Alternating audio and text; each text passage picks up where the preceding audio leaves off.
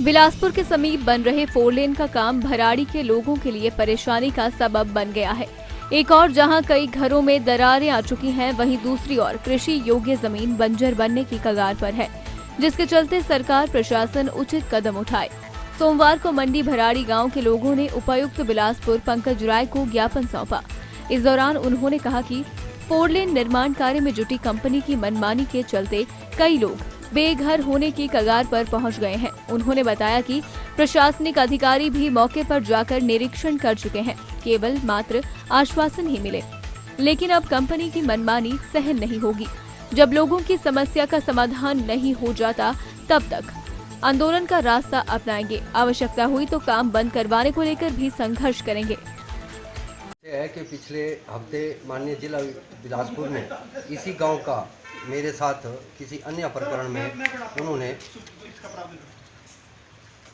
विस्तृत दौरा किया था, जिसमें तहसीलदार 4 लेन के अधिकारी व साथ में हमारे तहसील एसडीएम साहब और गावर कंपनी के जो इनके इंजीनियर इन चीफ थे, एसडीओ साहब थे, इनके अन्य स्टाफ वहाँ पे इनको सख्त हिदायत दी गई कि आप चरणबद्ध और तरीके से कार्य वहाँ पे मौके पे करेंगे, क्योंकि हमारे जो ये पीड़ित लोग थे ये इस मांग के थे कि हम वहाँ पे सड़क निर्माण नहीं होने देंगे जब तक कंपनी वहाँ पे नेचुरल जो डंगे लगने हैं, जो कि 2013-14 से खनन हुआ है, अगर उसका फर्दर खनन कर दिया जाएगा तो डीसी साहब ने हमें आश्वस्त किया कि आप चिंता न करें, ये विधिवत और सुचारू रूप से जो न्याय संगत जो कार्य होगा और जिसकी सीमाएं उन्होंने उस दिन हमारे सामने रेखांकित की कि आप इस दायरे में इस तरह के खनन को करेंगे और डंगे साथ साथ लगाएंगे।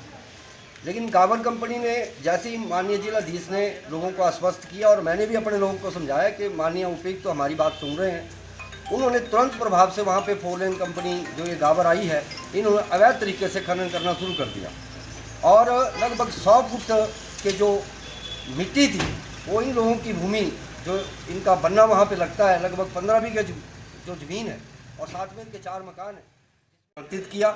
लेकिन अभी जो प्रशासन है और जो गावर कंपनी है वो मौके पे ना जाकर इन लोगों का जो उचित नुकसान हुआ है, क्योंकि ये नुकसान करोड़ों में है, वो भूमि जो है 25 बीघा के करीब जो है इस तरह से फट चुकी है कि उसमें कभी भी मिट्टी गिर सकती है और इनका भारी नुकसान हुआ है। हम जो है माननीय उपायुक्त से आज ज्ञापन उनको सौंपने जा रहे हैं कि तुरंत वो स्वयं वहाँ मौके का आकलन करें, एसडीओ पीडब्ल्यूडी और चीफ इंजीनियर को वहाँ मौके पर भेजा जाए। साथ में हम भी एक प्राइवेट वैल्यूअर से स्टेट वैल्यूअर जो है उनको मौके पर हमने बुलाया है आज, वो उसकी वैल्यूएशन करेंगे कि कितना इनका नुकसान हुआ है।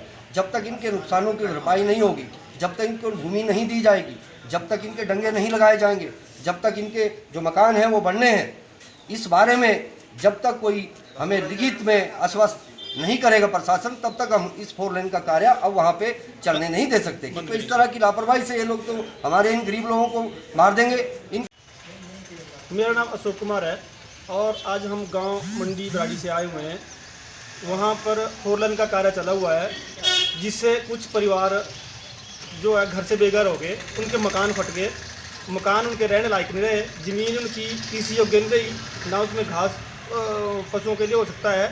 तो हम डीसी साहब के पास यही एक अपनी डिमांड लेके आए हैं कि इनकी समस्या का समाधान किया जाए और इनको कहीं पर रहने के लिए कोई जगह जहां मकान बन सके और मकान जो उनका नष्ट हुआ है उसके लिए उनका जो पैसा है वो उनको दिया जाए, ताकि ये अपने परिवार के साथ सुख शांति से आराम से कहीं रह सके।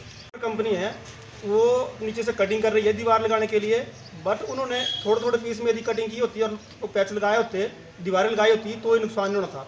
उन्होंने एक ही बारी में कोई आधा किलोमीटर का स्पैन सारा काट दिया नीचे से, जिससे पूरी की पूरी पहाड़ी बैठ गई। कितने परिवार प्रभावित हुए हैं? 8 से 10 फैमिलियां इसमें। दिव्य हिमाचल टीवी के लिए बिलासपुर से अनिल पटियाल की रिपोर्ट। भाई हेलमेट तो पहन ले। ओ नहीं यार, बाल खराब हो जाएंगे। जान ही नहीं रहेगी तो बालों का क्या करेगा? चल हेलमेट पहन। हिमाचल प्रदेश में इस साल अभी तक 1501 एक्सीडेंट हुए, 2133 लोग जख्मी हुए और 706 लोगों की जान भी गई। हेलमेट पहनेंगे तभी तो ये रोड एक्सीडेंट्स कम होंगे और हम जिंदा रहेंगे। 2 व्हीलर्स चलाते समय दोनों यात्री BSI प्रमाणित हेलमेट ही पहने। यातायात नियमों का पालन करें। Road safety cell Himachal Pradesh द्वारा जनहित में जारी।